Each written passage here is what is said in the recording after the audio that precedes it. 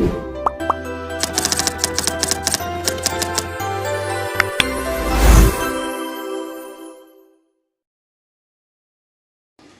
pagi, Bu. Selamat pagi, Bu. Baik, perkenalkan, saya Nagila, ahli gizi yang sedang melakukan tugas di ruang ini.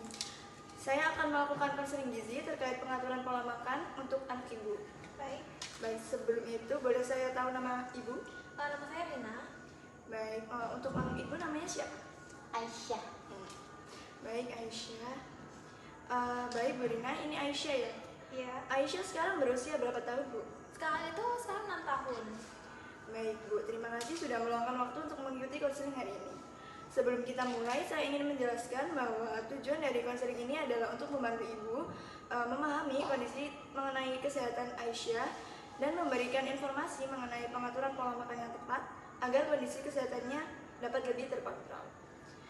Konseling ini akan berlangsung sekitar 10 hingga 15 menit dan semua informasi yang Ibu berikan selama konseling ini akan dijaga kerahasiaannya dan hanya digunakan untuk kepentingan perawatan Aisyah. Apabila selama konseling Ibu memiliki pertanyaan atau ada hal yang kurang jelas, Ibu boleh langsung menyampaikannya.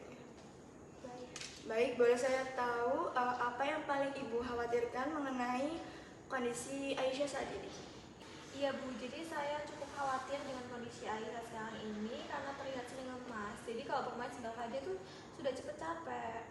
Kadang juga dia bilang kalau dadanya tuh tidak nyaman gitu dan nafasnya terasa berat. Selain nafsu makannya juga berkurang, biasanya dia makannya dengan lahap ya. Tapi sekarang itu sering tidak menghabiskan makanannya. Jadi masih sisa gitu makanannya. Oke, saya bisa memahami kekhawatiran Ibu melihat kondisi Aisyah seperti itu. Baik, terima kasih Ibu sudah menceritakan kondisinya dengan sangat jelas.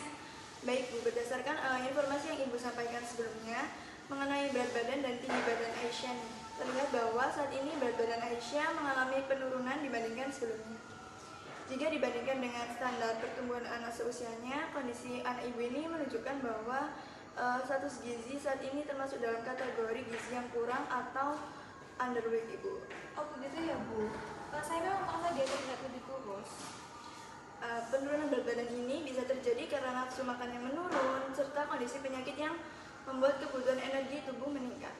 Karena itu, pengaturan pola makan menjadi sangat penting agar kebutuhan gizi anak Ibu tetap terpenuhi dan kondisi kesehatannya bisa lebih terkontrol. Sekarang saya ingin mengetahui kebiasaan makan Aisyah di rumah. Baik, biasanya Aisyah makan apa saja dari pagi sampai malam, Ibu? Kalau pagi biasanya tuh makan nasi dengan telur ya, atau kadang ayam goreng. Tapi buangannya sering tidak habis. Kalau tidak habis biasanya karena apa, Ibu? Dia biar cepet kenyang sih. Kadang merasa tidak enak badan gitu. Kalau makan siang biasanya bagaimana, Bu? Biasanya nasi dengan lauk seperti ayam, tempe, atau tahu. Kadang saya buatkan sup.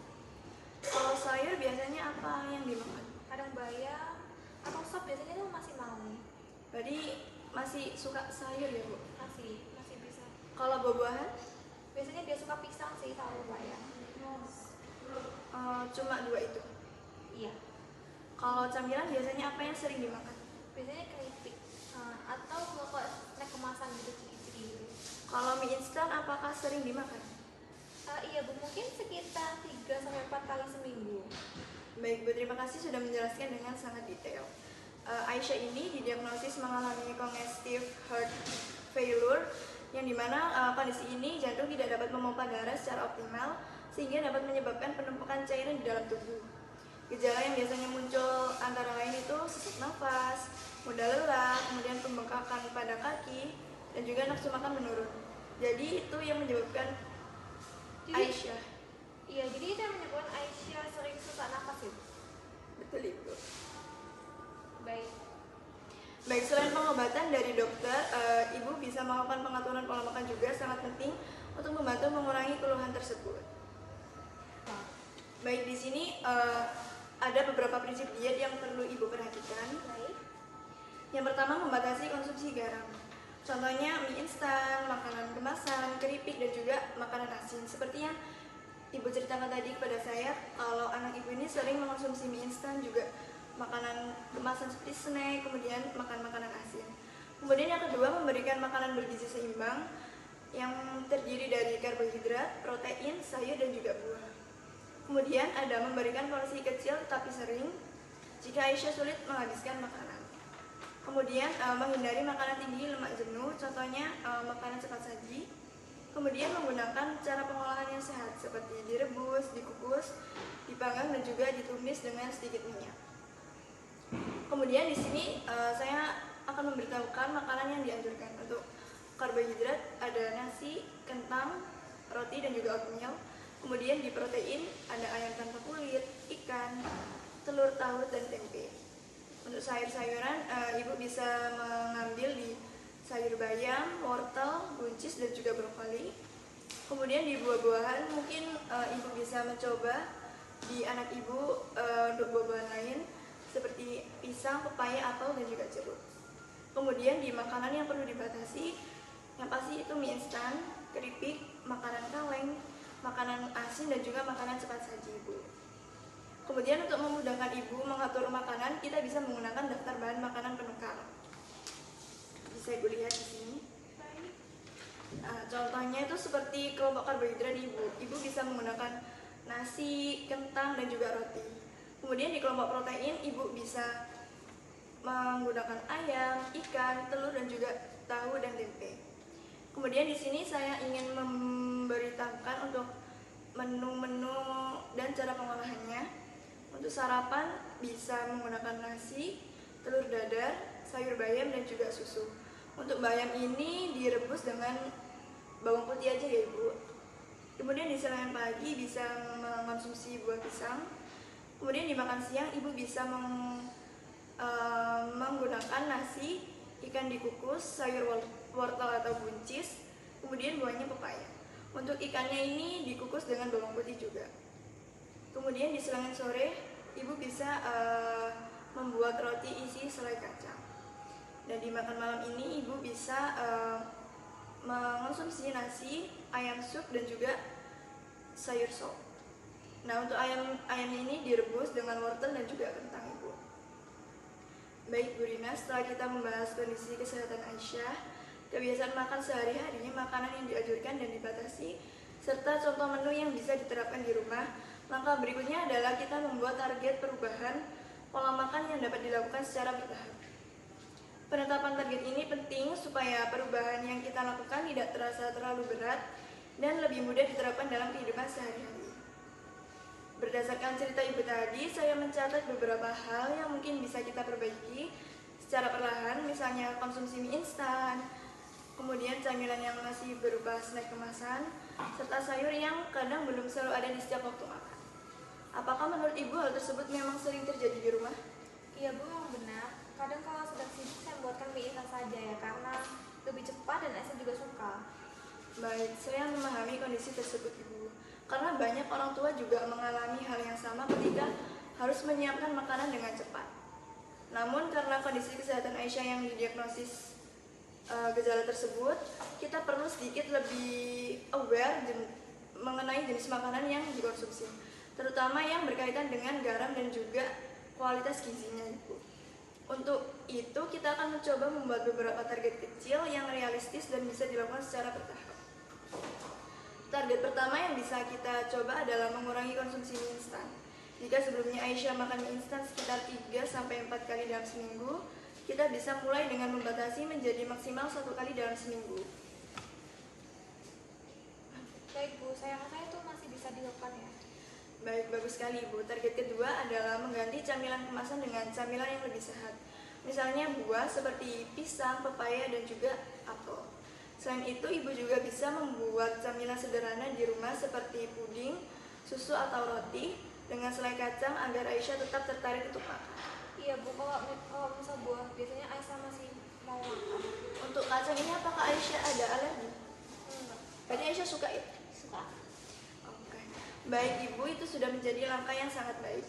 Target ketiga yaitu menambahkan sayur pada setiap waktu makan utama. Misalnya saat sarapan bisa ditambahkan sayur bayam, saat makan siang ada sayur wortel atau buncis, dan saat makan malam bisa berupa sup sayur. Sayur tidak harus selalu dalam porsi yang banyak.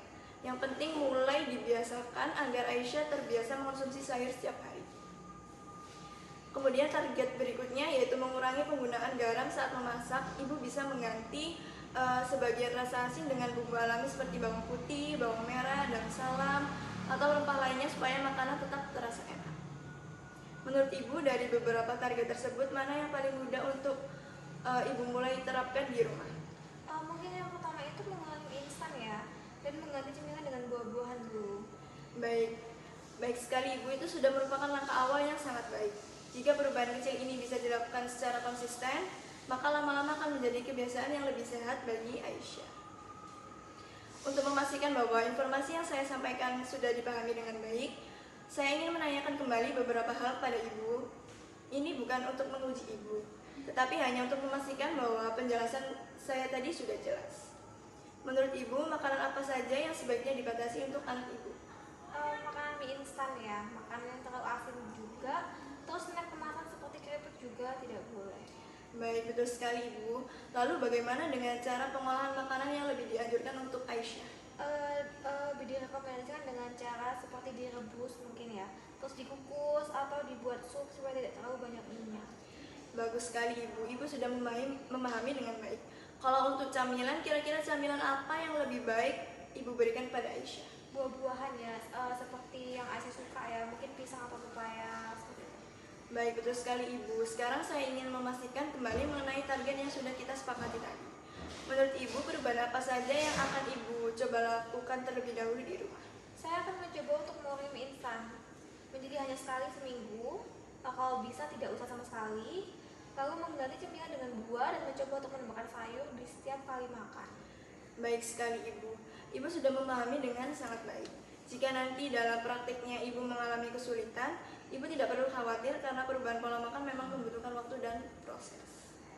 Baik Bu Rina, dari konseling hari ini kita sudah membahas beberapa hal penting mengenai kondisi anak Ibu. Mulai dari hasil pengukuran berat badan, tinggi badan, kemudian kondisi kesehatan Aisyah yang didiagnosis mengalami congestive heart failure, serta bagaimana kondisi tersebut dapat mempengaruhi nafsu makan dan juga aktivitasnya sehari-hari. Kita juga sudah membahas mengenai pengaturan pola makan yang dianjurkan, makanan yang sebaiknya diberikan, makanan yang perlu dibatasi, serta contoh menu sehari yang dapat Ibu terapkan di rumah. Selain itu, kita juga sudah menyepakati beberapa target perubahan pola makan seperti mengurangi konsumsi mie instan, mengganti camilan dengan buah-buahan potong, menambahkan sayur pada setiap waktu makan, dan mengurangi penggunaan garam saat memasak. Perubahan pola makan ini tidak perlu dilakukan secara langsung sekaligus ya Ibu. Ibu bisa melakukannya secara bertahap agar lebih mudah diterapkan dalam kehidupan sehari-hari.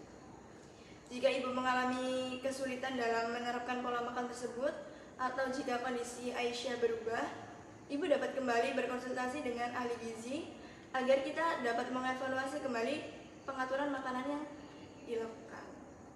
Sebelum kita mengakhiri konseling hari ini, apakah masih ada hal yang ingin Ibu tanyakan? Sudah cukup jelas Ibu, terima kasih atas penjelasannya.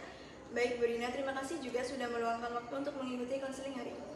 Semoga informasi yang saya sampaikan dapat membantu Ibu dan merawat Aisyah di rumah, dan semoga kondisi anak Ibu semakin membaik. Amin, terima kasih. Baik, sama-sama Ibu. Selamat pagi. Siap. Siap. Pagi. Kalau mau besok nih.